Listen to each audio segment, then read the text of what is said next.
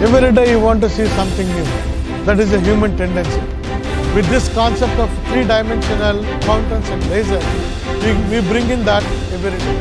If people come and see every day, it will be different. Maybe it's not the largest fountain in India, but speaking about the technology and the beauty, it is the top level, number one here now in India, and also one of the top level in the whole world.